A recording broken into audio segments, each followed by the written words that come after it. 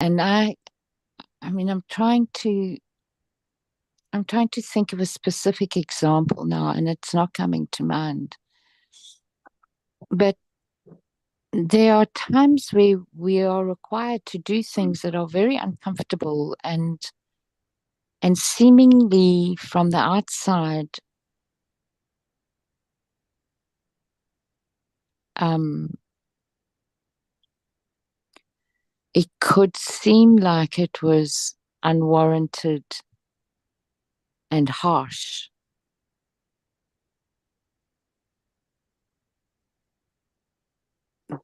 But what was being required was being required for preparation for what was to come.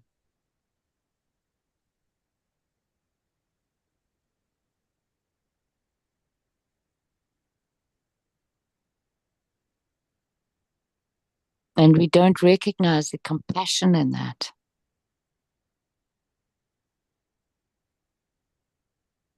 I need to go and think more about this so that I can give a good example of it.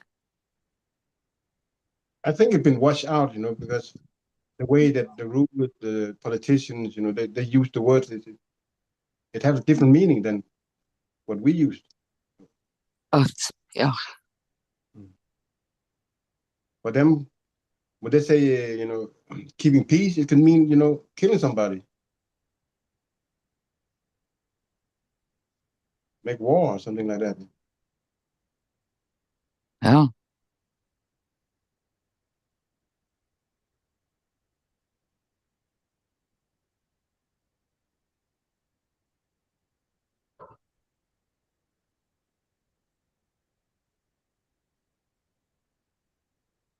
Was a great way of showing how much energy anger takes.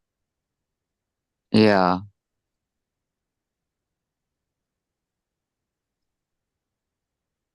And how many people it affects.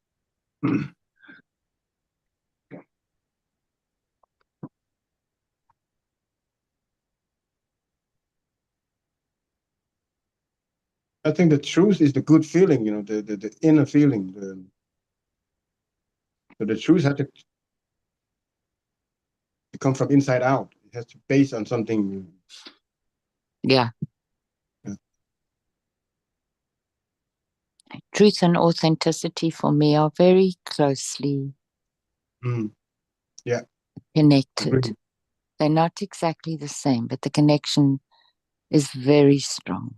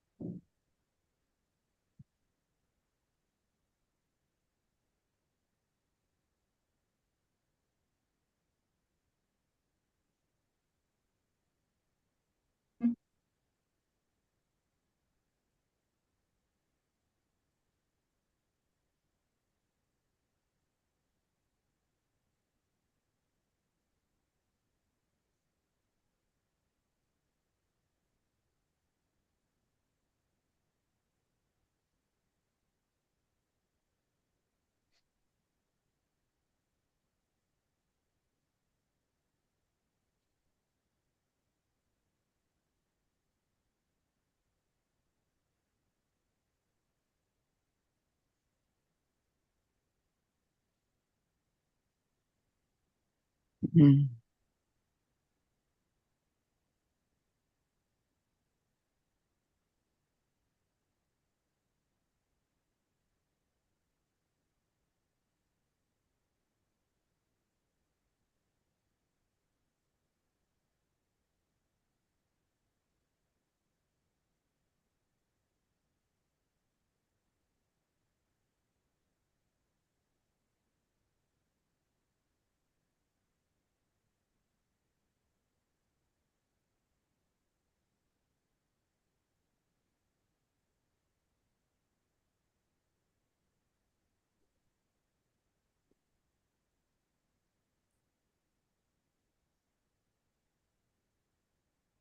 So I'll say this little bit about when we mistakenly identify compassion, no, how can I say this? When we mistake an act of goodness as compassion, and in the moment it is an act of goodness, but it is not as wide as compassion. And oh God, I had it. Sorry. Where's it gone? Gone. Okay, so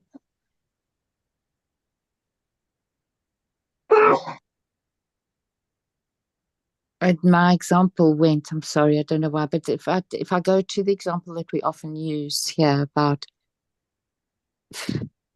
feeding somebody with fish as opposed to teaching them how to fish.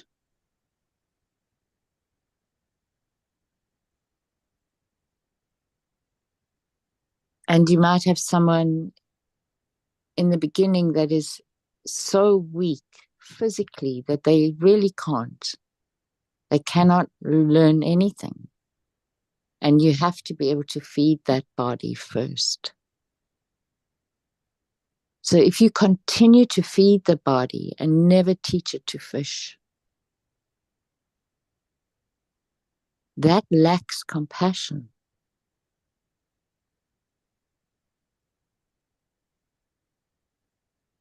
Because you're not encouraging and making space for a detachment from you feeding.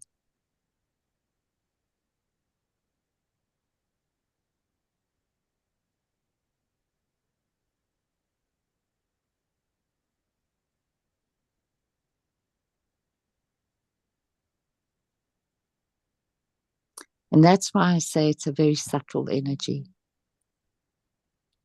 It's a very fine line between compassion and doing good deeds.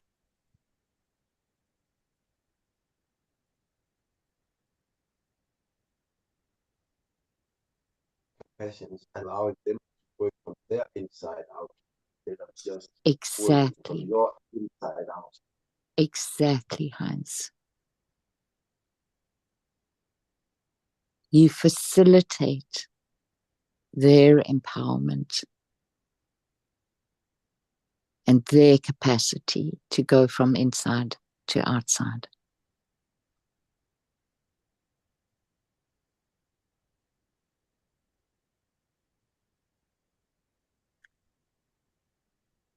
Sorry, somebody came in and I never stopped. Oh, it was Sindrell. Hi, Sindrell. Morning, Sindrell. Morning, Sindrell. Good morning. What a beautiful awareness. It's like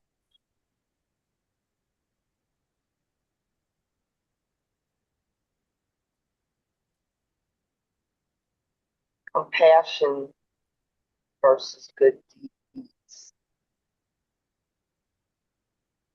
As you were talking, I was thinking when you do a good deed,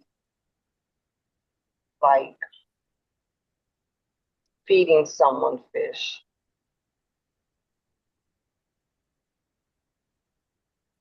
it's compassion to see the need, but then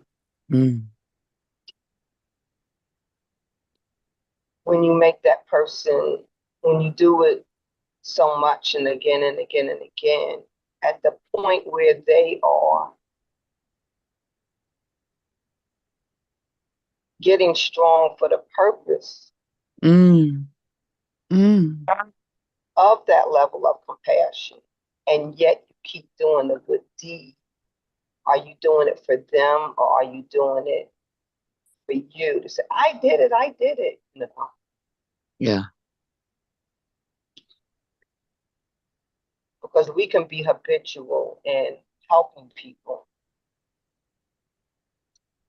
to the point where it's not helping people. Correct.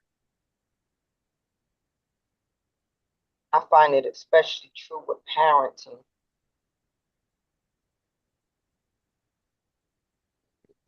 Yes, I was that, when I was struggling to think of an example, there were definitely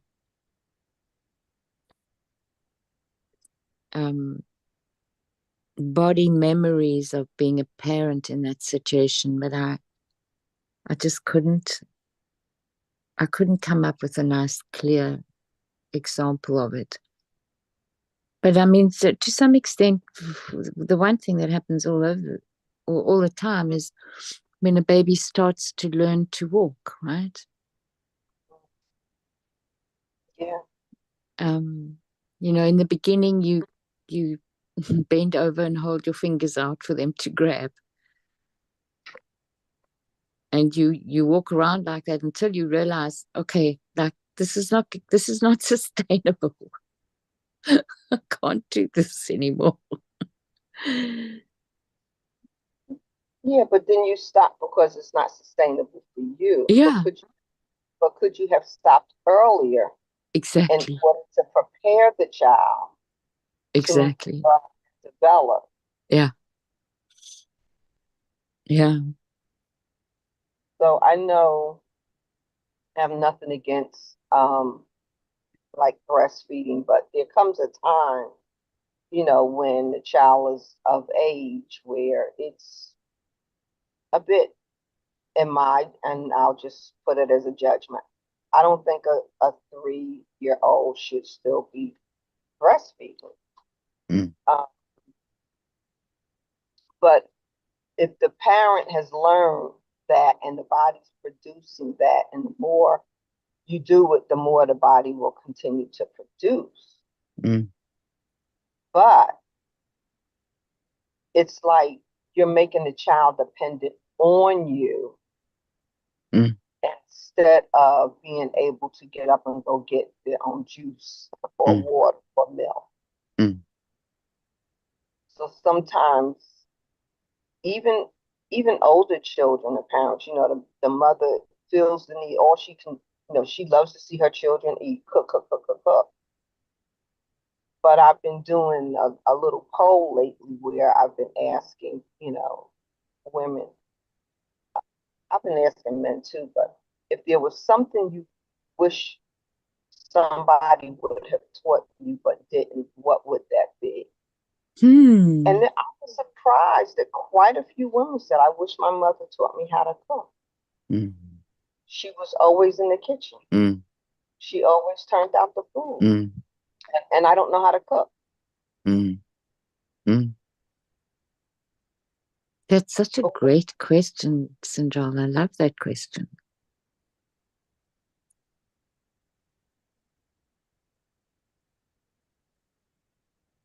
Thank you. But I want to get back to goodness and compassion. And I love that we can be aware to what point we're extending goodness. Mm. To feel and know the need of someone and be able to go within yourself and assist with that is what is good. Like there's a man at the Dollar General. Like I would go there like every other or so, and I'd see him there. So he started recognizing me. I didn't want him dependent on me for what I was able to give one time, 2 times, 3 times. Now I'm going to the store, he looking for me. No, don't look for me. Mm. And it was compassion because it was something that I had. I used to carry Ziploc bags of a sandwich, or sometime it was like a snack, crackers and cheese crackers and water and sanitary wipes. And I might put a few other things in there, like a power bar or something like that. And I would have like 4 or 5 in my car at a time. And if I saw somebody that needed something, I would say, would you like this? And so that's, that was compassion. But for them to depend on me, because, that wasn't the act of kindness was not to create dependency. Yes.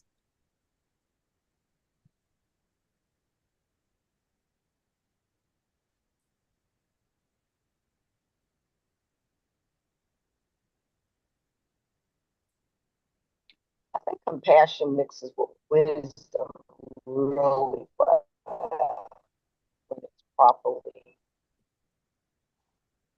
and what's proper when it's compassionately offered.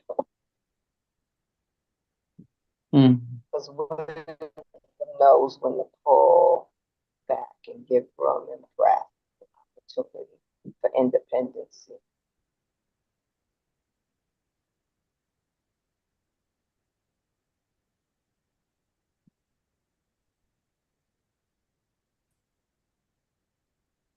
And so now I'm trying to think of it conversely. When am I in a position to receive compassion? And when I receive compassion, at what point do I self manage myself to not take advantage of, even have the expectancy of that extension of compassion? Like somebody can extend you goodness, but you don't want to take advantage of them or make them feel put upon for having acknowledged and extended compassion to me.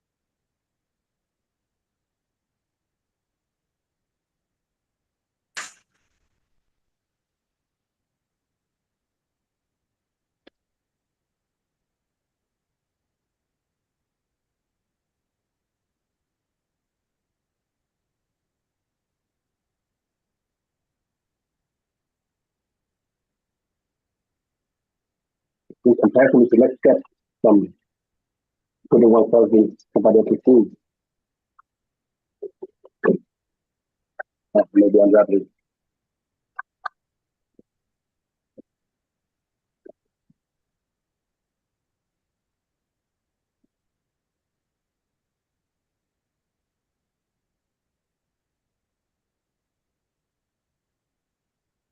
Gee, I'm so sorry. I could not hear.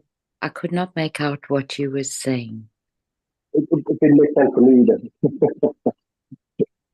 I was just correcting myself for saying that compassion is putting oneself in somebody else's shoes. It's not empathy. Yeah, then I tried to, yeah. Please, Oh. this is whatever compassion might be in terms of relating to the other, to oneself.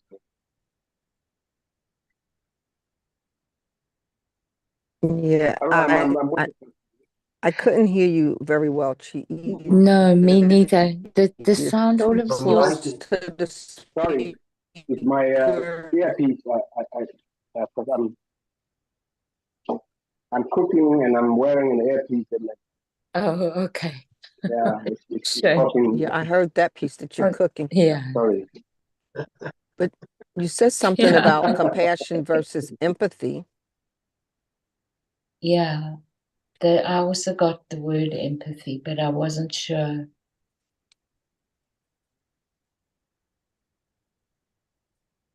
I was just thinking empathy when he spoke empathy. Now your mic got it. Oh, Somebody good. else. Okay, Hans. So it's not just me. I'm thinking to myself, is it me? It's contagious. Careful. Those mics will be affected.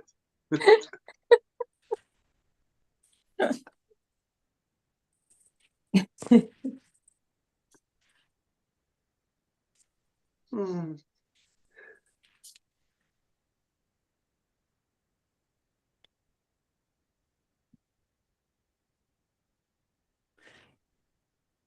So we have self-compassion.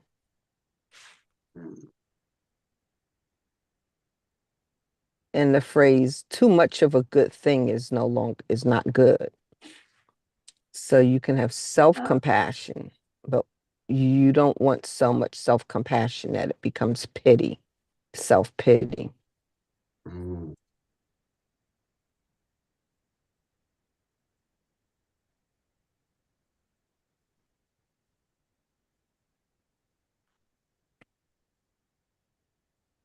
I went through an exercise, which I'm sure I'll benefit from visiting again.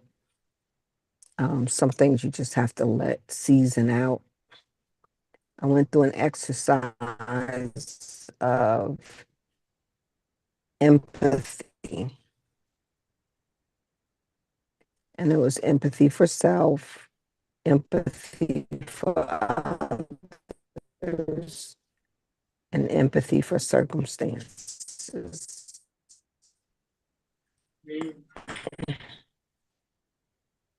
And the exercise of self,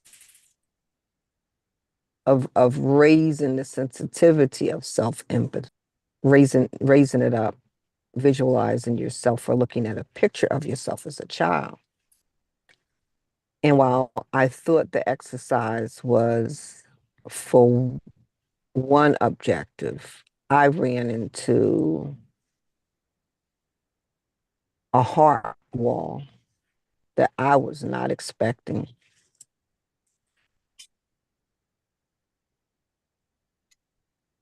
And I had to sit there, and first I had to name it what it was. And it actually, I even feel it now in my chest as I'm talking about it. It's just like there. And I realized that what I was feeling, and it was okay. And that was where my empathy for myself came up.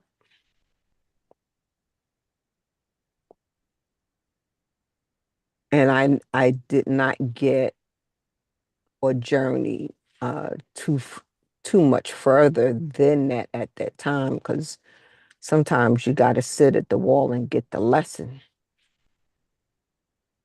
Mm. And my lesson of understanding was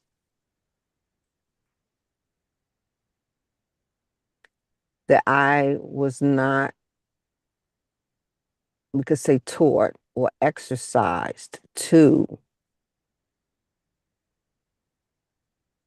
love myself. I was taught to love others, be kind to others.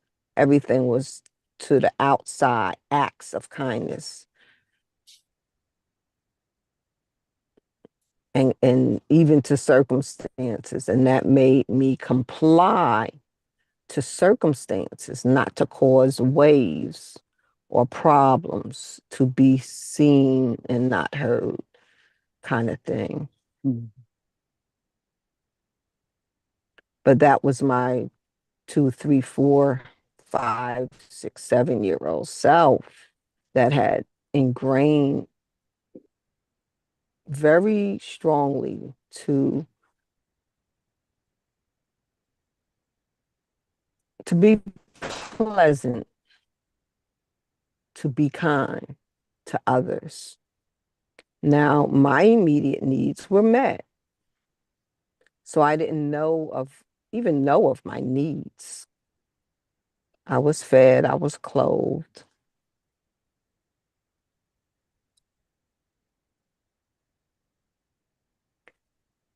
So I did not have to exercise, nor was I taught or put in a nurtured situation for me to know to extend love to myself. And how do you do that?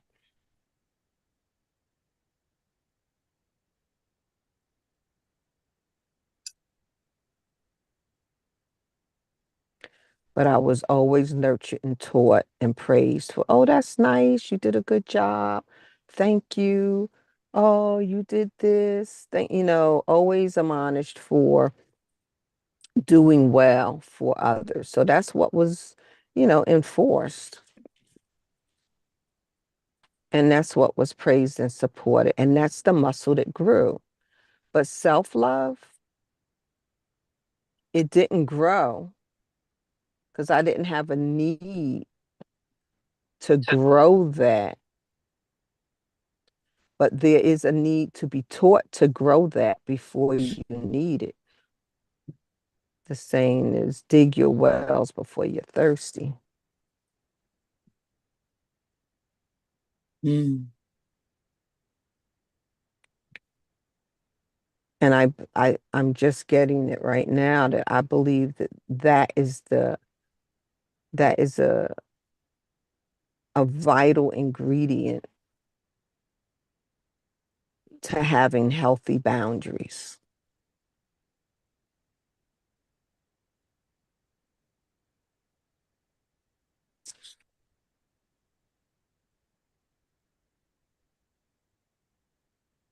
Yes.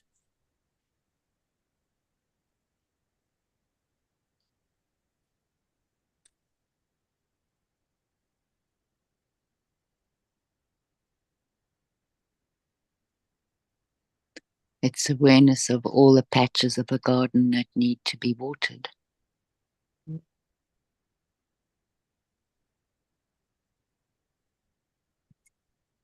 One thing that came to me when you were speaking, Sindril, it was awareness is sort of like a doorway, but we don't know what's on the other side of the door. It might be a room, or that room might have 3 new doorways. We have to dive into the awareness, and that's, like you said, it opened a lot more than just one thing as you did it.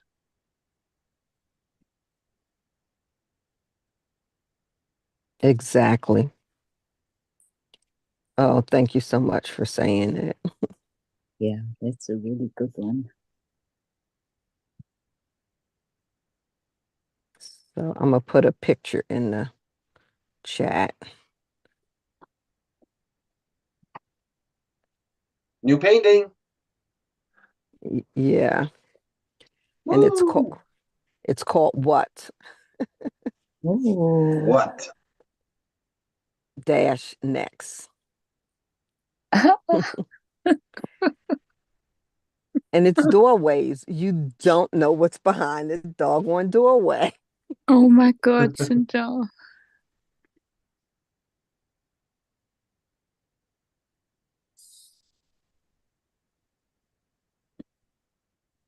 I'll say this with no pressure intended at all, but that is a Jessie painting. What next?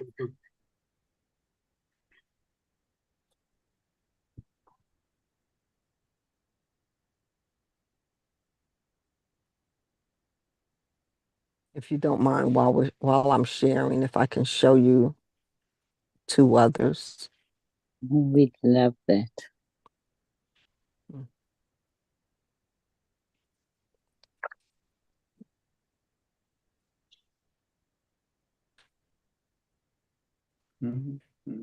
This one is called My Rainbow.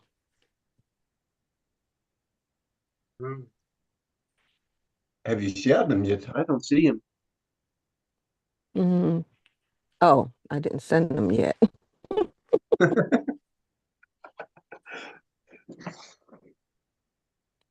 So the first one is called What Dash Next. And the second one is My Rainbow.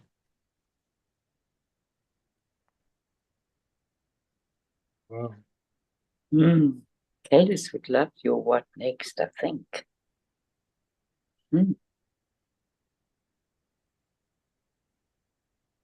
You said Jesse. Well, I didn't hear you. Sorry, the title made me think that's a Jessie painting, but when I saw it, Kaylis came to mind immediately as well.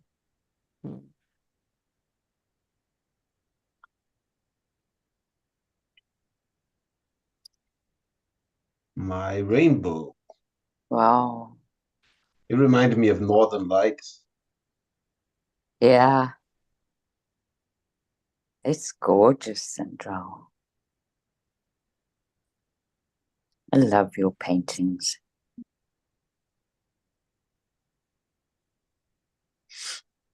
Maybe you guys can help me name this one. I don't know. I haven't settled on a name. Great name. I don't know. There you go. That's wonderful. You knew the name.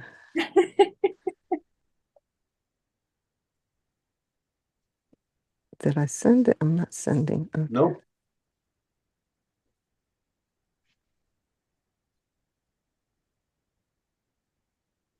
Wow. Can anybody save the chat? Sorry, say it again, Alison. Can anybody save the chat? I'm on my phone and I can't do that. Yeah. Oh, that's also lovely, Sandra. Like it. Thank you. Jesse is expanding. What came to my mind about the compassion is, I think the way I apply it, in relationship with my kids is I practice, be pleasantly present with them.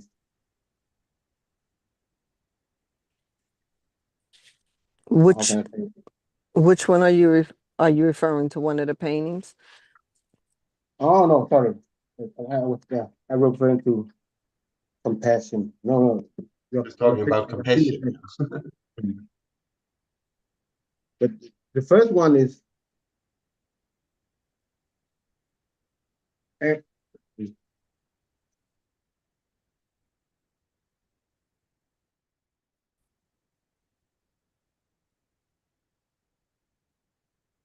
You gave it a name yet, or was it? I don't know. Or what was it? Yeah, the first one she is called What Dash Mm. Next. Mm. And the second one is My Rainbow. Mm. And Wow. the third See the rainbow, yeah. one, she doesn't have a title yet. But as she was talking about it, she said, "Well, I don't know." And so Heinz said, "Well, there's your title." Yeah. I thought, Yeah, I'm feeling the word compassion for it because yes, yeah, it's like two beings, that's one being holding space for self. that would be compassion.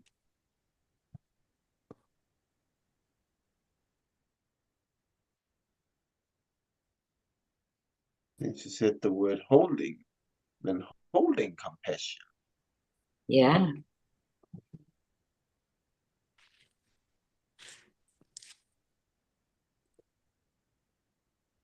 Thank you for letting me share. Oh, thank you Thank for you for sharing. sharing. I love paintings.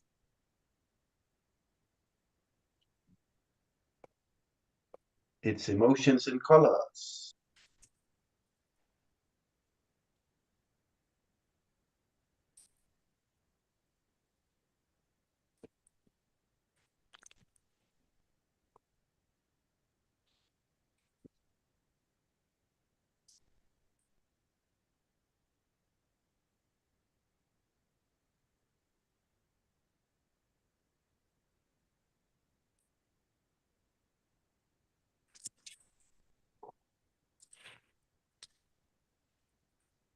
I think I like that, holding compassion. Yeah, I'm feeling that. Mm. It's such a beautiful term. I love the word holding. So interesting. Eh?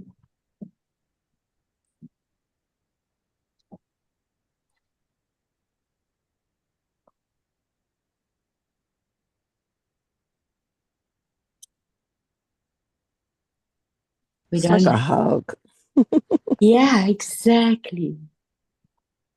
I was just thinking, we don't have to hold things to connect with them at all, but the connection in holding is very palpable.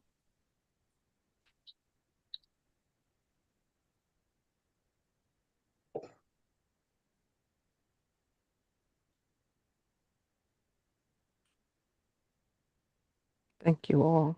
Thank you. Thank you. Mm.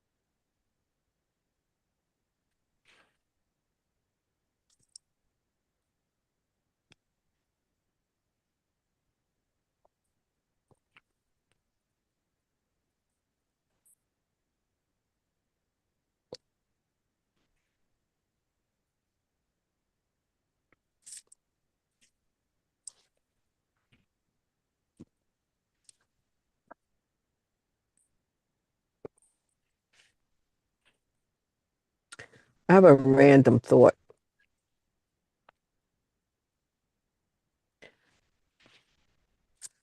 Express. That a bad habit is like a virus. It's like a cold. Oh, Central, I'm so sorry, but your speaker went garbled. Your microphone. And to get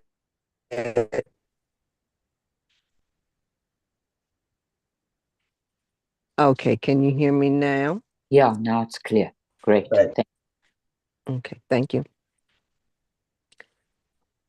That a bad habit is like a virus. And it just gets on you and in you. Mm-hmm. And you either keep doing the thing that perpetuates the virus to grow, Mm-hmm. or you more like a fungus instead of a virus. Or you initiate self-command and address it. Mm-hmm.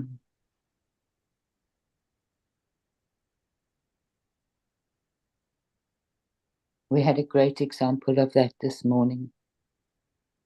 Mm. Can you share?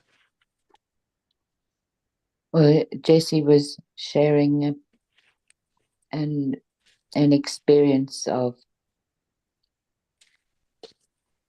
his reflections, and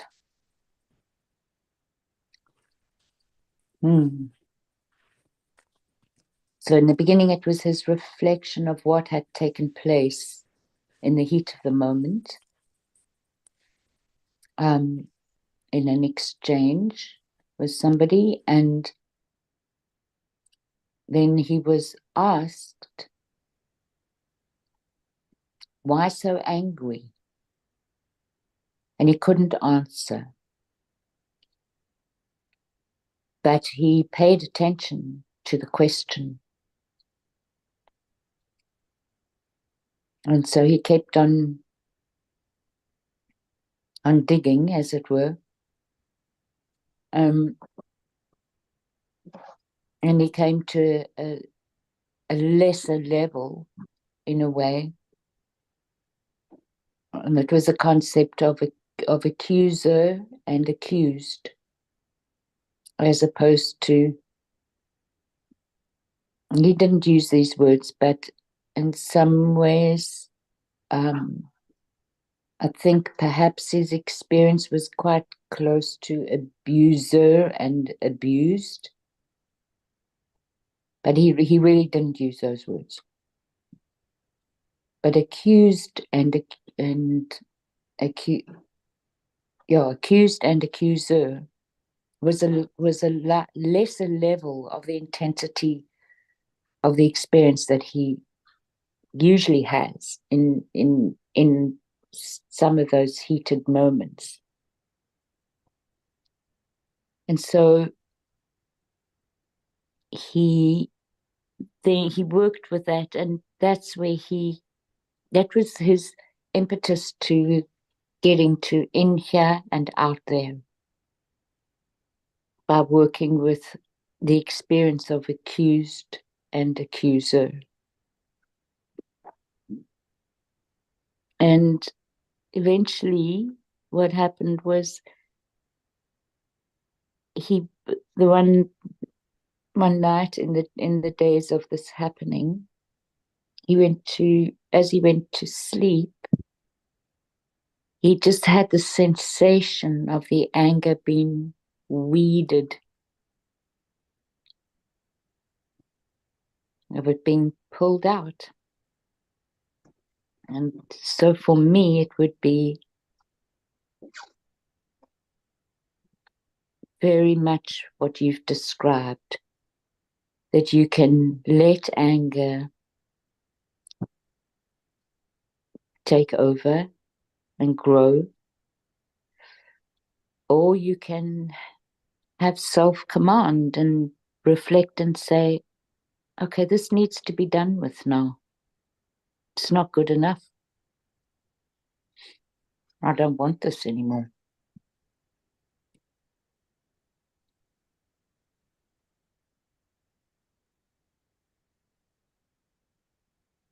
So the phrase comes to me, the magic of being.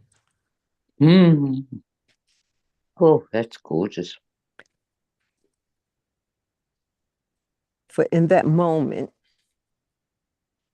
when you say, okay, has to be done away with. This is done away with. Then Mhm. it is done away with. Mm. Power and life is in the Mm. tongue. Mm. When the tongue and the mind and the heart come together Mm. in the body, done. And sometimes you can get a fungus on you and you don't,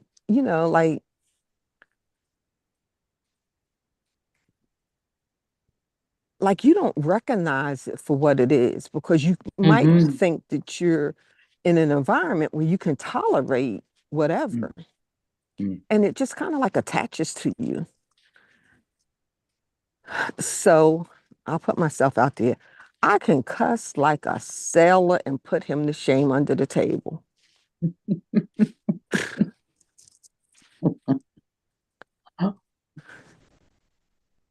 And so when I was in an environment where I kind of had to show up like that to let them know I had to speak their language, so to speak. Mm. So, because they just didn't respond to compassion and kindness and whatever. But I was in that environment Mm. and I had to survive that environment. Mhm. And I didn't have time to be taken under the current of that environment. So I went there. Sweet little innocent Cindy. Mm. I was quick to shut them down in a brutally. But not in that environment. It's not who I wanted to be in that environment. I wanted to survive. Mhm. But when I came out of that environment, that attribute was trying to show up in other environments for which it just wasn't necessary, appropriate, and not really me. Mm. It's not how I wanted to show up. It Mm. was me. It was me. It's in there. I can go there. But Mm. that's not the value and the vibe that I want to perpetuate. I want to live out of the flow of my loving heart, not out of scarcity Mm. and defensiveness. Mm. So sometime I show up with that air of defensiveness in places where it was not warranted. It Mhm. was like, but we love you. You don't have to go there. I'm like, ooh. But I was still resonating in Mm. that fungus. Mhm. And it was on me. And I took it where I went. And so I had to bridle my tongue, self-command, to not speak that language until I could eventually minimize my exposure to the environment that perpetuated it, where it was so-called warranted.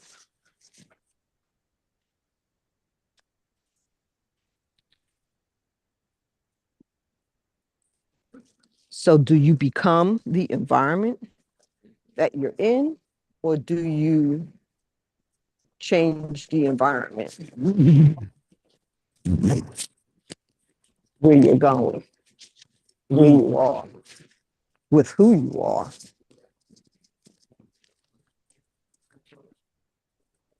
I, I may hit a bad patch out here. I'm walking. Let me know if any time I'm not communicating, but I'm gonna go inside for now.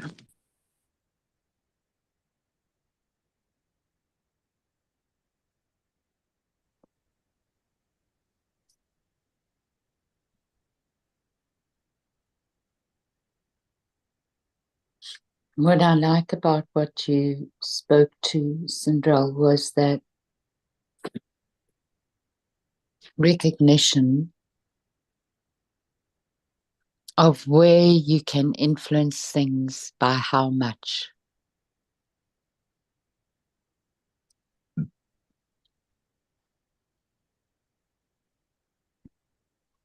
And that's a recognition of what you have in that moment and an understanding of what there is out there.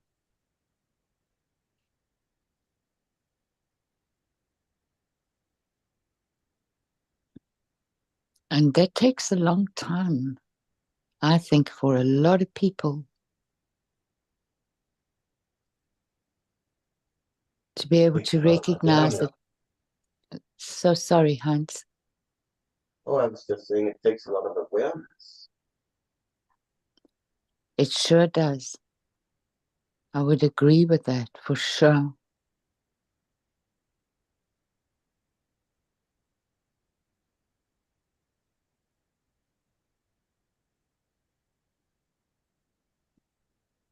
Great example was, like Tito said earlier, Mother Teresa.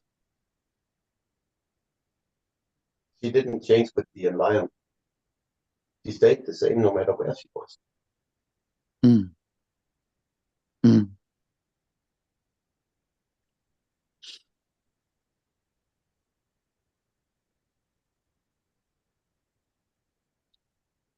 And it's also an awareness of what parts of you do you bring to the fore and for what purpose, depending on where you are.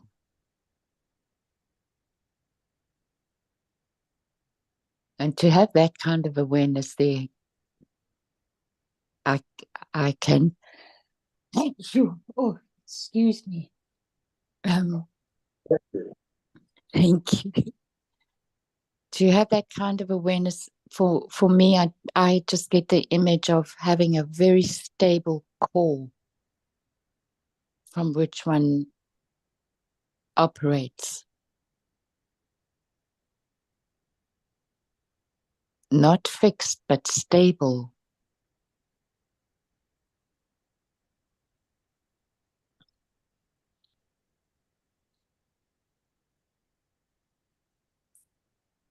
Ooh, I like that.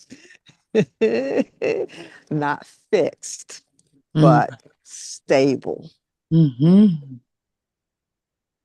And that's where you choreograph the different parts of you from. Which parts are you going to use in which situations? And that brings me back to boundaries of knowing what you want. Yeah. As well as knowing what you don't want. Like, this is where I draw the line. Yeah. Because in one environment, I was, using body language,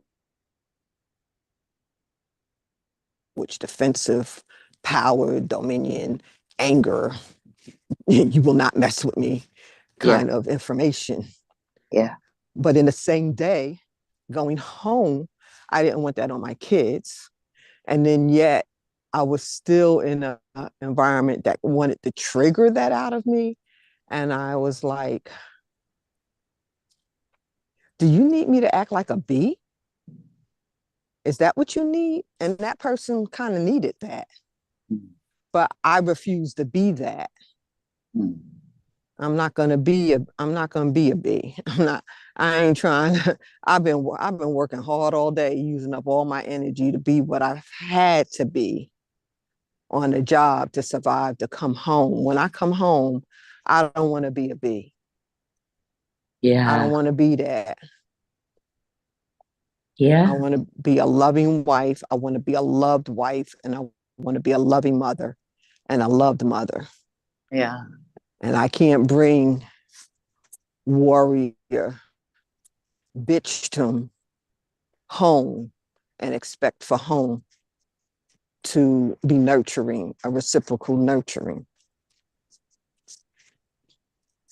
But I refuse to also be a warrior bee outside of that environment where I had to personify that.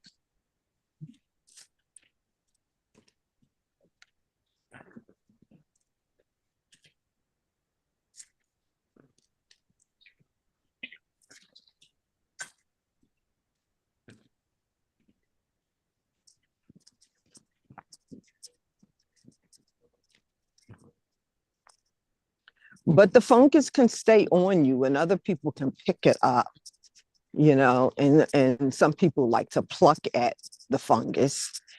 That's just because that's what they like to do. And to make it, you know, come out of it, you know, say, you act like you're this, but you're really that. No, I'm not really that. I'm really who I choose. And that's where it's not fixed, but stable. It's the choice.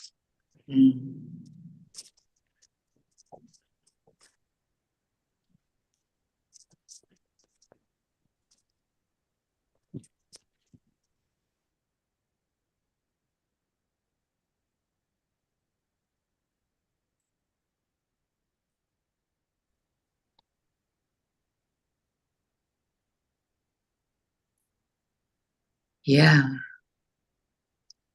Choice. I'm going to go with that for today. And I'm going to go also with open to receiving.